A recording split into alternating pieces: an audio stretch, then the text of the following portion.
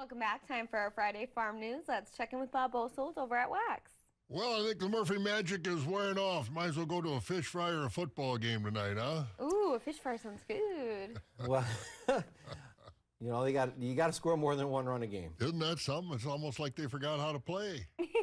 Jeepers. Oh, man. Hey, there's still... Baseball is the most unpredictable postseason. Yes, though. yes. Yeah, it is. I mean, and the Dodgers pitching is out of this world, and they're Right. all healthy. They're in the driver's seat for the rest of it, I'll tell you. So, anyway, hopefully the high school football games are good tonight. Yeah. Let's take a look at what's going on this morning in our farm news, shall we? The Trump administration and China continue to be at odds over trade on rare earth minerals and magnet technologies, not soybeans, being at the center of their differences.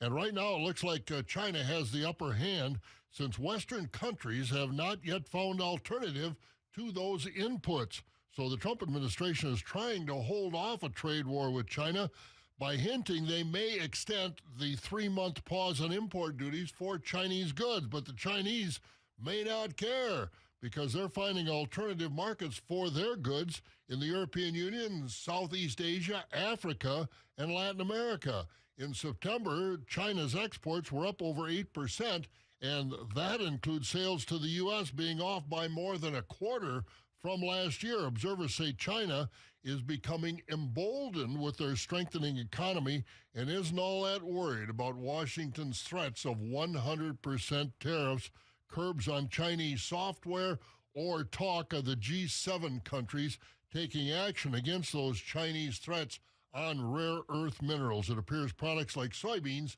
are losing importance in these negotiations. And the U.S. Postal Service is keeping busy delivering all those letters from farm country to the Trump administration and Congress asking for aid to farmers soon, as low prices and high input costs put farmers' financial situation in more jeopardy every day.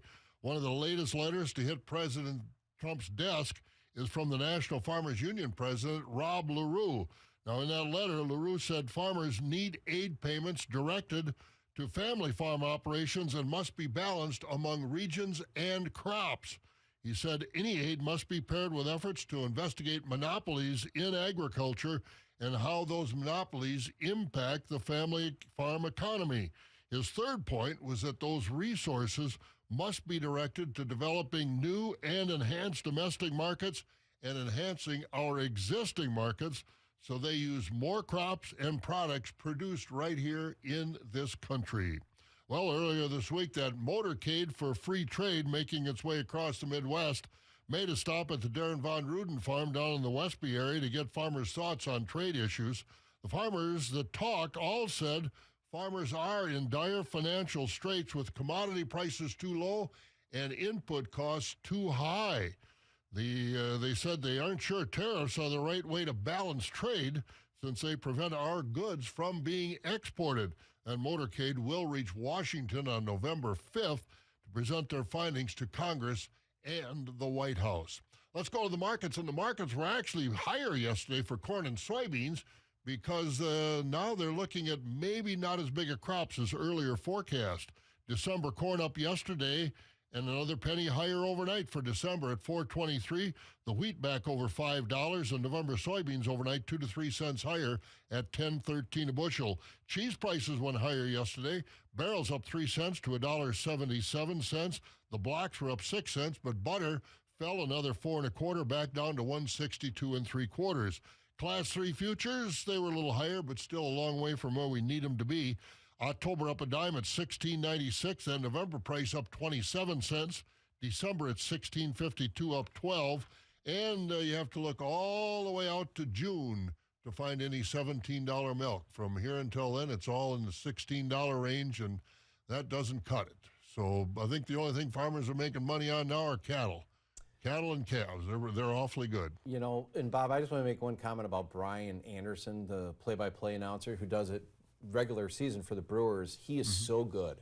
Yeah. You know, you wouldn't know because so many people have been complaining about the announcers and stuff like that. You would never know that he was not, probably in his heart pulling for the Brewers. Oh yeah. I mean, he's just as good as it gets. So. Yeah, he really is good. I mean, and I'm just wondering, speaking of announcers, where's Euchre when we need him? I mean, can he reach down and, Can he hit send the a little ball love fair or down do here? something to help him? But, boy, they need Euchre in the worst way right now. That is something I would just love to know what he's saying upstairs boy. right now.